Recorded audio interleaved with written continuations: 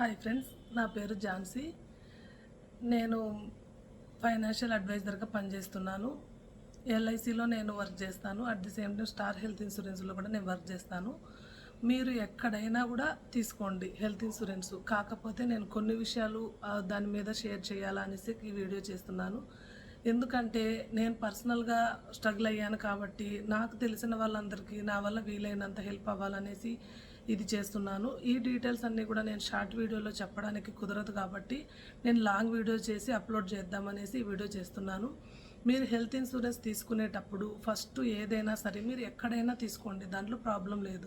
కానీ కాకపోతే మనకు అవి క్లెయిమ్స్ ఎంతవరకు వస్తున్నాయి ఏంటి, మనం పాలసీ తీసుకుంటున్నాము అంటే కనుక మనకు క్లెయిమ్ అనేది చాలా ఇంపార్టెంట్ కదా. అందుకనేసి పాలసీ తీసుకున్నప్పుడు క్లెయిమ్స్ ఎంతవరకు వస్తున్నాయి, ఆ కంపెనీ ఎంతవరకు ఇస్తుంది, ఇవన్నీ కూడా మనం విచారణ చేసుకొని 1-2 సార్లు తీసుకోవడం వల్ల మనకు మంచి జరుగుతుంది. కాబట్టి ఫస్ట్ పాలసీ తీసుకునేటప్పుడు మనం ఆలోచించాల్సింది ఏంటంటే ఇది రీఎంబర్స్మెంటా లేదంటే క్యాష్లెస్సా. రీఎంబర్స్మెంట్ అంటే ఏంటంటే ఫస్ట్ మనము ప్రాబ్లం వచ్చి మనం అడ్మిట్ అయినప్పుడు అమౌంట్ మనం కట్టేసుకోవాలి. తర్వాత మనం అప్లై చేసుకొని బిల్స్ పెట్టుకుంటే మనకు అమౌంట్ వస్తుంది, దాన్ని రీఎంబర్స్మెంట్ అంటారు. కానీ అలా కాకుండా మనము వెళ్ళి అడ్మిట్ అయినప్పటి నుంచి మనం ₹1 కూడా పే చేయాల్సిన అవసరం లేకుండా మనకు అమౌంట్ వాళ్ళే క్లెయిమ్ రూపంలో మనకు హాస్పిటల్కు బిల్ పే చేస్తే దాన్ని క్యాష్లెస్ ట్రీట్మెంట్ అంటారు. త్రూఅవుట్ ఇండియాలో మీరు ఎక్కడ అడ్మిట్ అయినా సరే మీకు క్లెయిమ్ అనేది ఖచ్చితంగా అవుతుంది. ఇప్పుడు మీరు ఇక్కడ ఉండారు హైదరాబాద్లో, ఇప్పుడు నేను ప్రజెంట్ అయితే హైదరాబాద్లో ఉన్నాను. అయితే మీరు ఎక్కడున్నా సరే, ఇప్పుడు మహారాష్ట్ర వెళ్ళాను అనుకోండి, నాకు అక్కడ ఏదన్నా ఎమర్జెన్సీ అయ్యి నాకు ఏదైనా హెల్త్ ఇష్యూ వచ్చింది, అక్కడ మీరు ఎక్కడైనా సరే ఏ కార్పొరేట్ హాస్పిటల్లో అయినా మీరు అడ్మిట్ అవ్వచ్చు. ఇలాగా మీకు త్రూఅవుట్ ఇండియా మొత్తంలో కూడా అది మీకు వర్తిస్తుంది. మీకు ఎక్కడ ఏ ప్రాబ్లం వచ్చైనా సరే మీరు అడ్మిట్ అయినా సరే మనకు క్యాష్లెస్ అనేది ఉంటుంది. కాబట్టి మీరు అదొకటి చూసుకోండి. ఇంకోటి మనకు షుగరు, బీపీ, థైరాయిడ్ ఇలాంటివి ఏవైనా సరే మనకు డిసీజులు ఉన్నప్పుడు జెన్యూన్గా అన్నీ కూడా మీరు డిస్కస్ చేసి తర్వాతే తీసుకోండి. మీరు ఇప్పుడు ఏదైనా మీకు ప్రాబ్లం ఉండి మీరు దాచిపెట్టి హెల్త్ ఇన్సూరెన్స్ తీసుకున్నా కూడా వాళ్ళకు ఉండే కండిషన్స్ వాళ్ళకు ఉండేవి చాలా ఉంటాయండి. చాలా అంటే చాలా ఉంటాయి. కాబట్టి మీరు ఏవి దాచిపెట్టకుండా కరెక్ట్గా జెన్యూన్గా చెప్పి తీసుకోండి. కొన్ని డిసీజెస్కి ఇప్పుడు షుగరు, బీపీ ఇట్లాంటి వాటికి కానీ ఏవైనా సర్జరీలకు కానీ ఇట్లా ఏంటంటే ఫస్ట్ ఒక 1 ఇయర్ అనేది వాళ్ళు టైం పెడతారు, తర్వాతే క్లెయిమ్ ఇస్తామని. ఇప్పుడు పాలసీ తీసుకున్న తర్వాత 1 ఇయర్ తర్వాత మనకి ఏదైనా ప్రాబ్లం వచ్చినప్పుడు క్లెయిమ్ వస్తుంది ఇమీడియట్గా మనకు.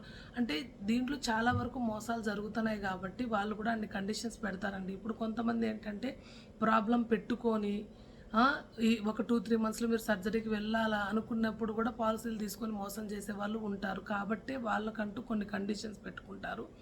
మనం అలాంటివి ఏవి రిస్కులు ఫేస్ చేసుకోకుండా ఇవాళ రేపు ప్రతి మనిషికి ఉండాల్సిన మొదటిది ఏంటంటే అది హెల్త్ ఇన్సూరెన్సే అండి. కాబట్టి మీరు ప్రతి ఒక్కరూ తీసుకోండి.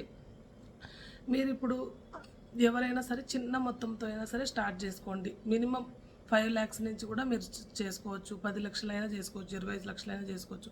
ఇవాళ రేపు చిన్న బిల్లుతో అయితే మనం బయటికి రాలేమండి.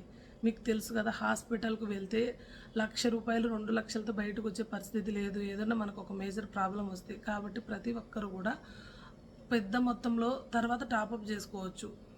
కరోనా ముందు వరకు కూడా ఇయర్లీ పేమెంట్స్, హాఫ్ ఇయర్లీ పేమెంట్సే ఉండేటివి. కానీ ఇవాళ రేపు మన ప్రభుత్వం మనకు ఎలాంటి మన ఇన్సూరెన్స్ కంపెనీలు కూడా మనకు ఎలాంటి ఫ్లెక్సిబిలిటీ ఇచ్చారంటే మనము హెల్త్ ఇన్సూరెన్స్ను కూడా ఈఎంఐ రూపంలో మనం పర్చేజ్ చేసుకోవచ్చు. ఇది చాలా ఫ్లెక్సిబుల్గా ఉంటుందండి మిడిల్ క్లాస్ ఫ్యామిలీస్ అందరికీ కూడా.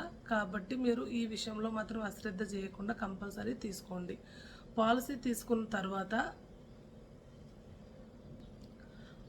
1 ఇయర్ పాలసీ తీసుకున్న తర్వాత 1 ఇయర్ మీకు ఏం ప్రాబ్లం రాలేదు, 2 ఇయర్స్ ప్రాబ్లం రాలేదు, 3rd ఇయర్ కూడా ప్రాబ్లం రాలేదు. అప్పుడు మేము కూడా అలాగే అనుకున్నామండి. ఎలాగంటే అయ్యో మనకేం రాలేదు కదా, మనం ఇంత అమౌంట్ కట్టినాము మనకు వేస్ట్ అయిపోతుంది అనేసి ఎప్పుడు అనుకోవద్దండి. ఒక్కసారిగా ప్రాబ్లం వస్తే అది మేజర్ అవ్వచ్చు. దానికి ఈ కట్టిన డబ్బుల కంటే 4 ఇంతలు ఇన్సూరెన్స్ వాడు కూడా కట్టాల్సిన రావచ్చు.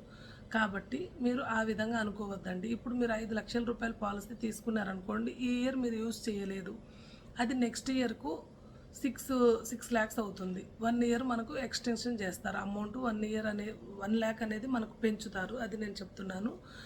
ఎప్పుడైనా సరే అండి పాలసీ తీసుకున్నప్పుడు ఈ ఇయర్ మీరు August 15th కానీ లేదా August 30th కానీ తీసుకున్నారు అనుకోండి, next year exact August 30th వరకే మీరు రెన్యూవల్ ఖచ్చితంగా చేసుకోవాలి.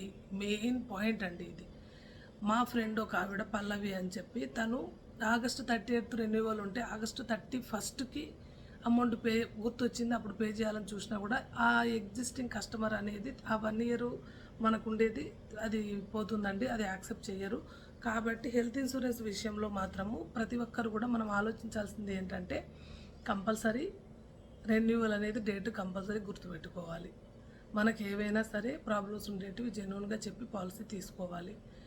ఇంకోటి మెయిన్ పాయింట్ చెప్తానండి, మనకు ఏదైనా ఇన్సూరెన్సులకు సంబంధించి కానీ లేదా కన్జ్యూమర్ కోర్ట్ అని ఒకటి ఉంటుంది.